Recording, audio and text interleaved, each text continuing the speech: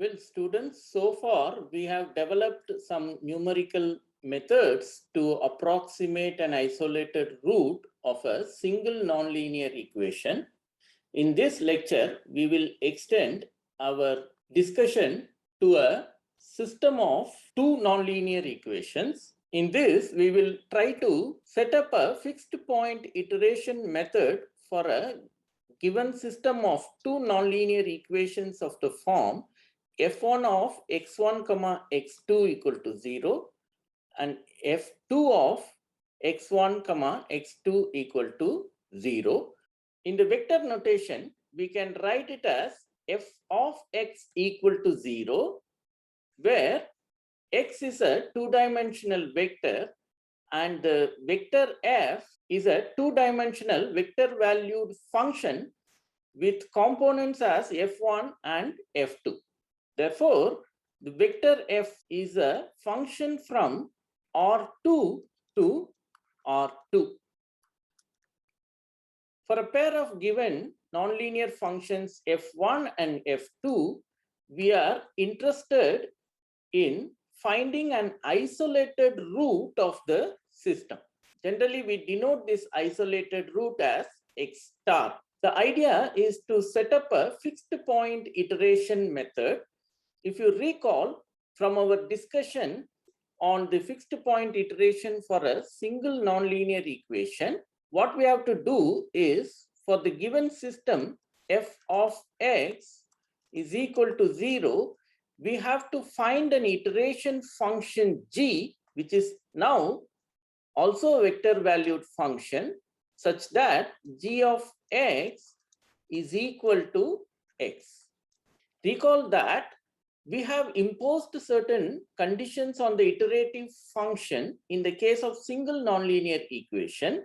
The same idea holds in the present case also, that is, choosing the iteration function to set up our fixed point iteration method is a crucial step here also. We'll come to that part little later. Let us just formally introduce the algorithm first.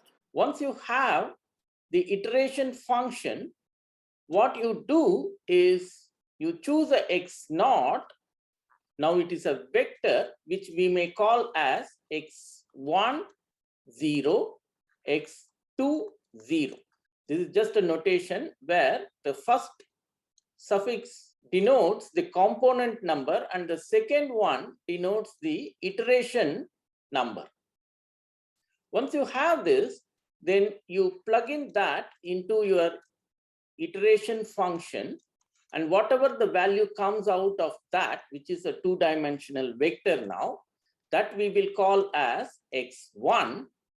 And remember again, component wise, x1 is written as x1 comma 1. The first number indicates that's the first component and the second one indicates that it is the first iteration. And similarly, you have x2 comma 1, right? In general, we can write this iteration as x1 comma n plus 1, that is xn plus 1 vector is defined as g1 of x1 comma n. So this is your xn vector, and g is denoted by g1 comma g2. That is why we have g1 and g2 here. Therefore, in the vector notation, we can write it as xn plus 1 equal to g of xn, right? So that is what I'm writing here. This system, which is now the fixed point iteration formula for a given iteration function g, can be written in the vector notation like this, where n varies from 0 to infinity. Now, coming to the question of convergence of this method, well, we need to carefully choose the iteration function g, right? That we are already well aware of. And the conditions that we have to impose on g are the same as we did in the single equation case. but notation wise, they are now written in the vector notation. That's all is the difference. Before stating the convergence theorem, let us introduce some notations.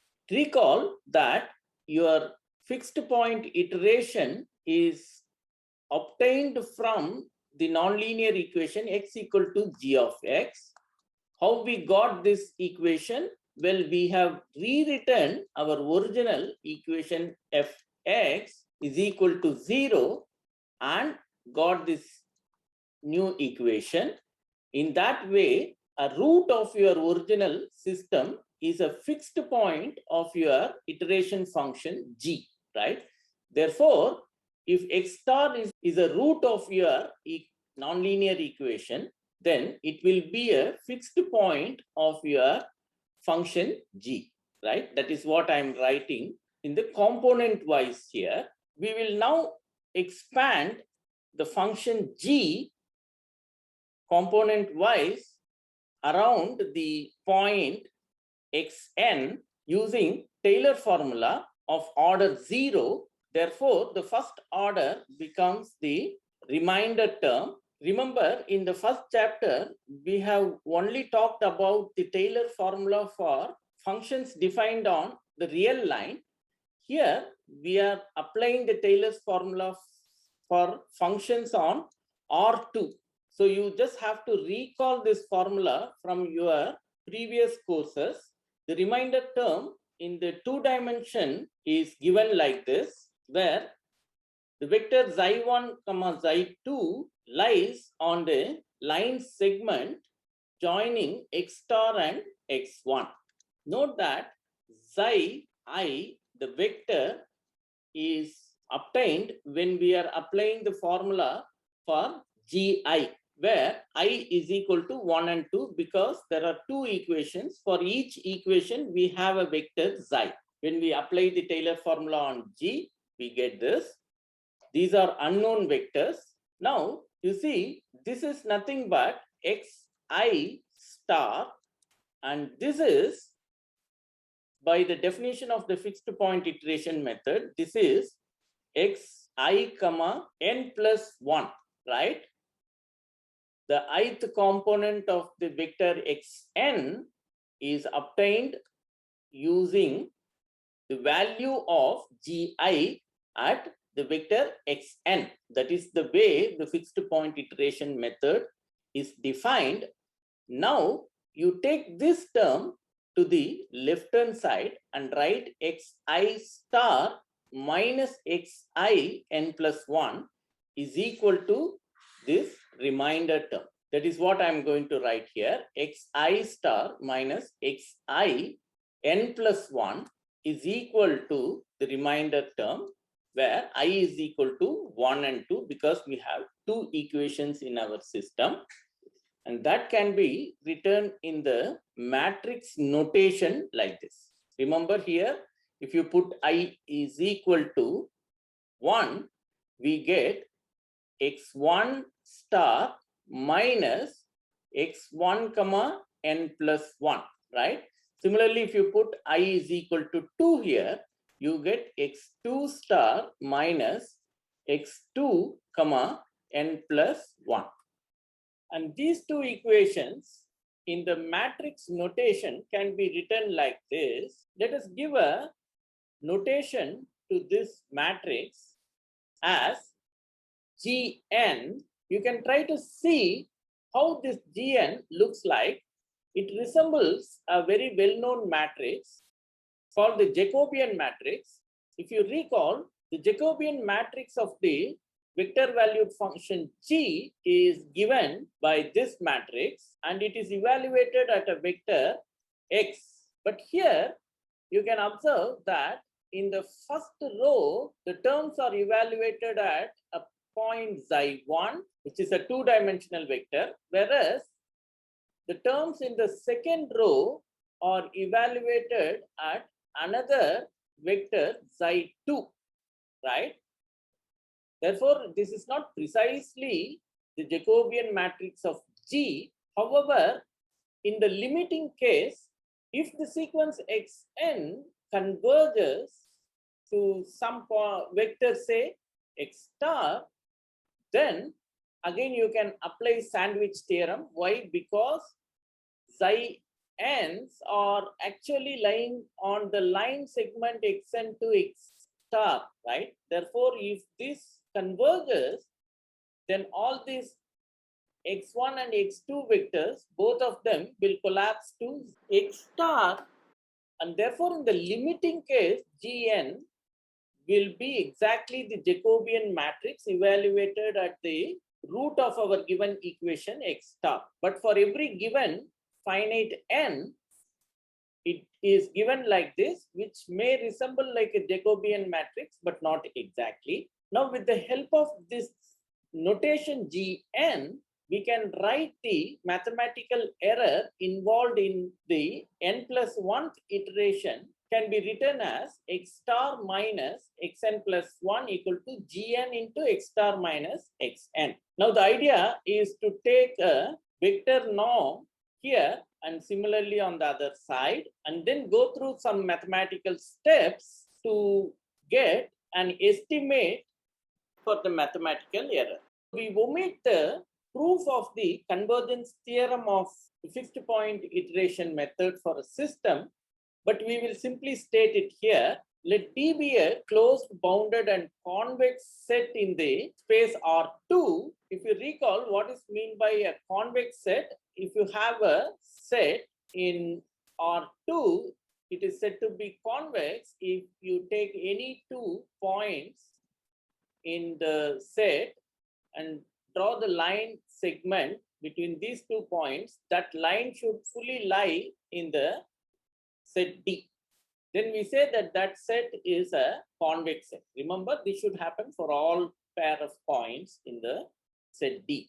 So we have a closed, bounded, and convex set in R2, and assume that each component of your iteration function G is continuously differentiable in the set D, and further assume that G of D is contained in D. It means G is a self map, and also we assume that maximum over all x in D, norm G of x, here we are sticking with the infinite norm at the vector level. But remember, this is the subordinate matrix norm because G of x is a matrix. Let's call this as lambda. Then our assumption is that this lambda should be strictly less than 1. This is the contraction principle. If all these holds, then the conclusion is that this nonlinear equation has a unique root. In other words, G has a unique fixed point in D, and if you start your initial vector x0 anywhere in D, then the iteration given by this will converge to the fixed point x star in D. That is what the theorem says. And further, you can say that the infinite norm of the mathematical error involved at the n+1th iteration is less than or equal to norm G of x star plus some small number, and that is also a sequence of numbers. For each n, you have a different number. That's what it means. And that sequence also converges to 0. And this times you have the error in the nth iteration. Well, we will omit the proof of this theorem. From here, you can in fact see that if this is a finite number, then the order of convergence is 1. That is what this inequality says. In fact, we can make this order of convergence little higher, just like what we have done in the single equation. If you recall, the Newton-Raphson method is a particular case of the fixed point iteration method, right? And it had a higher order of convergence than a traditional fixed point iteration method can have. Remember, order of convergence means at least the sequence will converge as fast as the number alpha, which is the order of convergence. So we have proved in our single equation case as well as here that the order of convergence of the fixed point iteration method is 1. It means if you construct a iterative sequence using a fixed point iteration method, And if that converges, then the order is at least 1, right? That is what it says. In fact, you have scope to obtain a iteration function in such a way that the corresponding fixed point iteration method may converge faster than 1. As we discussed, an example is Newton-Raphson method. Same situation happens in the system also. Let us see how to obtain this speed of convergence little faster than 1. What you do is choose a matrix which is non-singular matrix. Well, 2 by 2, because we are working with 2 by 2 system. Then you can always write your equation f of x equal to 0 as f of x plus x, right? I'm just adding x with this. Therefore, on the right hand side also, I should put x. Now, what I will do is I will put a here. And what is that A? A is a non-singular matrix. Therefore, ideally, you can get back your equation if your x satisfies this equation, right? It means any root of your original system is a root of this system, and also conversely, if any root of this system is also a root of this system, right? Because I'm just doing a simple manipulation here and rewriting this in this form. And now what I will do is I will take this as my iteration function. I can always take, right? I can define my g in any way that x equal to g of x becomes equivalent to my original equation f of x equal to 0. That is the idea of fixed point iteration. Now I will take this as my g because these two equations are equivalent. What happens if I take this as my g? Let us see. Well, what will be the Jacobian matrix of the g? That is, g is equal to x plus a into f of x, right? The Jacobian matrix of this g is precisely this. You can check it, where the Jacobian matrix of f is given like this. Now you go back to our theorem, you see you want g to satisfy this condition, but what is this g? The g is the Jacobian of your iteration function g, right? I will impose that condition here, but why should that condition be satisfied? Because you have some function f, from there you got the Jacobian matrix, right? But you have introduced a free parameter here. What is that? That is, any matrix A can be put here. It will not affect your definition of g, in the sense that x equal to g of x should be equivalent to f of x equal to 0, right? To achieve this, with g is equal to x plus a f of x, you have no restriction on a as long as a is a non-singular matrix, right? Therefore, what you do is you choose your a such that norm of g, that is this, is less than 1. So that is what you have to choose. How can you choose such a? Well, practically this may not be possible because you are imposing too much here. This should hold for all x, right? That is too much. But what you do is you can try to achieve this condition. That is, you fix a x naught and choose a such that norm of g of x naught is less than 1. That may be possible. For more rapid convergence, in fact, we can choose a such that norm of g x naught is equal to 0. For sufficiently close x naught to x star, you can see that this is equivalent to taking a such that a is equal to minus f of x naught inverse. Why? Because what is g of x naught? It is nothing but I plus a into f of x naught, right? Now I want the maximum norm to be 0. In particular, if I take A to be minus f of x naught inverse, then what happens? This side will become I minus I, right? And that is equal to 0. Therefore, this matrix G will become a 0 matrix, and therefore its infinite norm will be obviously 0. So this is a trivial choice for you in order to achieve this. That is for one case. Now what you do is you replicate this idea at each iteration and define your A. Well, it may be called as a n now because it's not fixed overall, but it changes from iteration to iteration.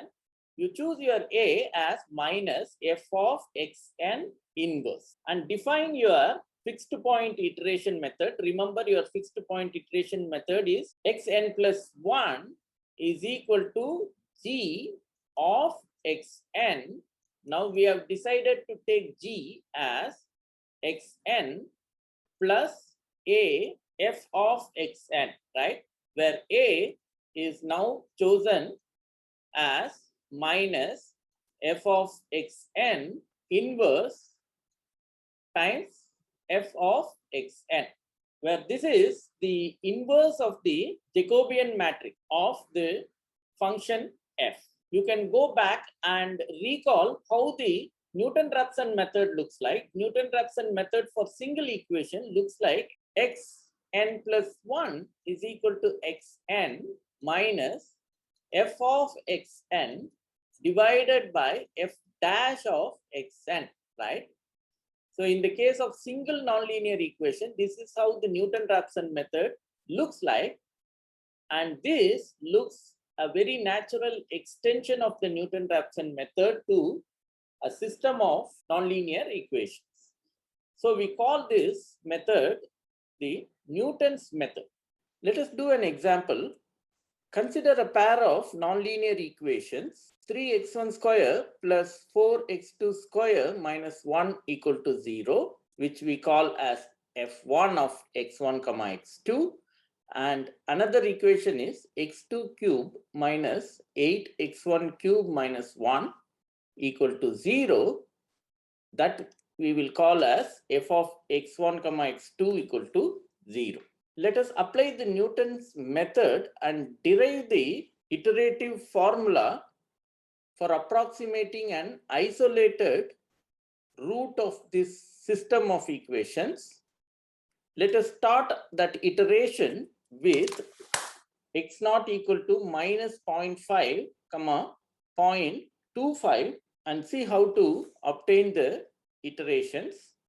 Let us first derive the formula for the iteration using Newton's method.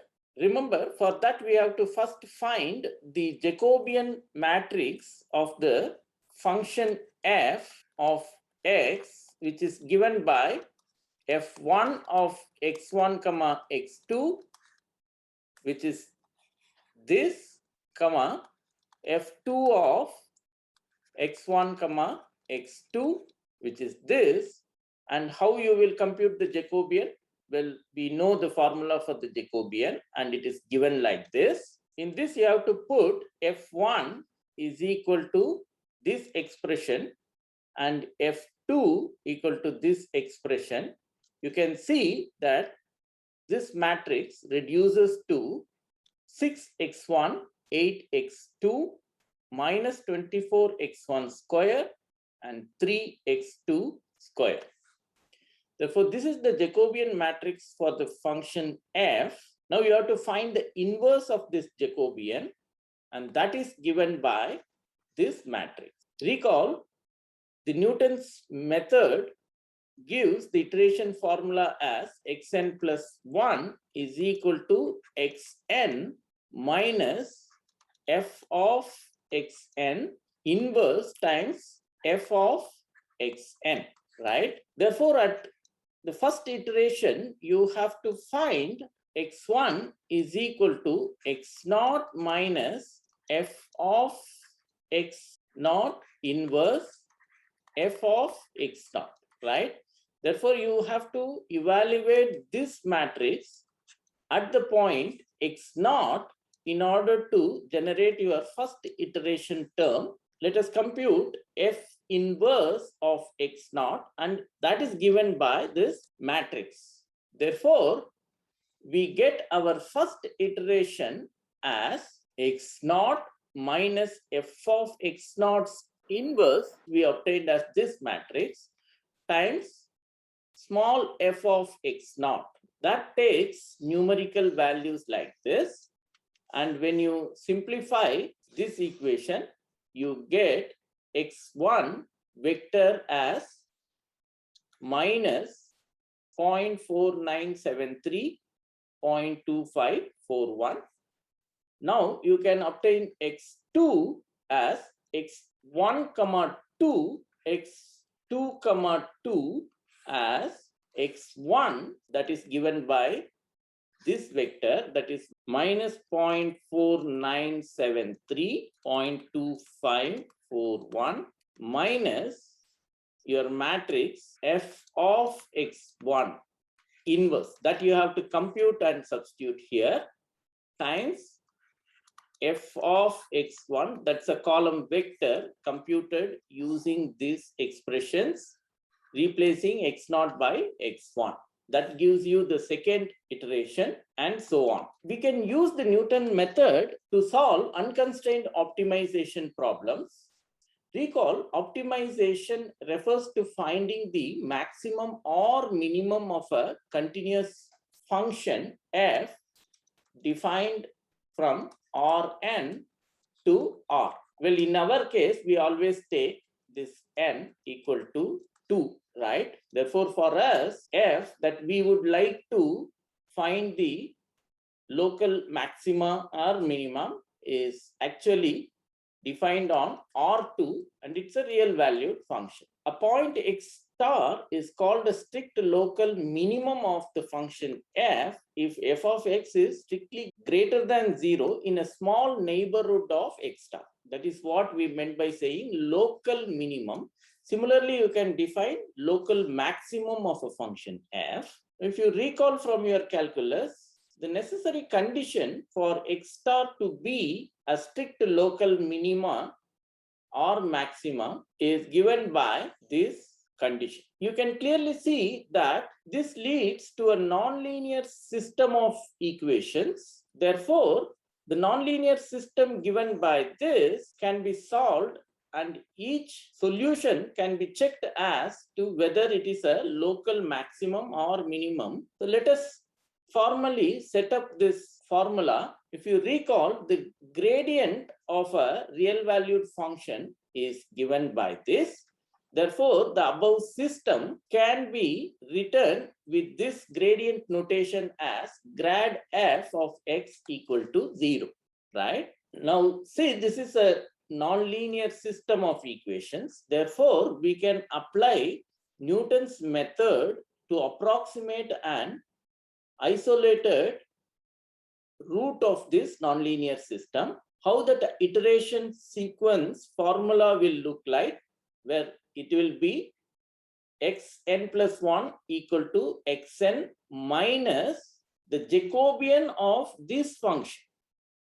Remember, Jacobian of this is nothing but the Hessian matrix of your real valued function f. You should not confuse this. Now you are given a real valued function. From there, you got the gradient of that real valued function, and that's a vector valued function. And you are setting up your nonlinear system with that vector valued function. See, previously we considered our nonlinear system as vector f of x equal to 0. Now the same notation f is used for the scalar equation. So there is a slight notation confusion. You should clearly understand this notation. In the unconstrained optimization problem where we would like to apply the Newton's method, we are given a real valued function f from R2 to R. From here, we are finding the gradient f, which is actually R2 to R2. and you set up your nonlinear equation with this gradient and apply the Newton's method for this equation. Therefore, you will be considering the Jacobian of grad f, and that will be Hessian matrix of your original given real valued function for which you want to find the local extrema. Okay, this is how the problem is set. You have to understand it clearly. Don't confuse between this f and this f. Okay, so once you compute the Hessian matrix, you can find the inverse of the Hessian matrix and put it here to get the formula for the iteration using Newton's method. And if that sequence converges, the limit, which we call as x star, is a strict local maxima or minima. In fact, you can show that this Hessian matrix is non-singular in the neighborhood of the local extrema. So that is the idea of unconstrained optimization. We will not go into the rigorous theory behind all this. Rather, we will close this chapter with a simple example. We are interested in finding a local extremum for the function f of x1 comma x2 given by this. Look, it's a real valued function defined on R2, and we want to find a local extremum of this function. For that, we have to first compute the gradient of this function. The gradient of this function is given by this vector. You can clearly see that. Once you have the gradient, then your required nonlinear system is set for you. It is given by gradient f of x equal to 0, right?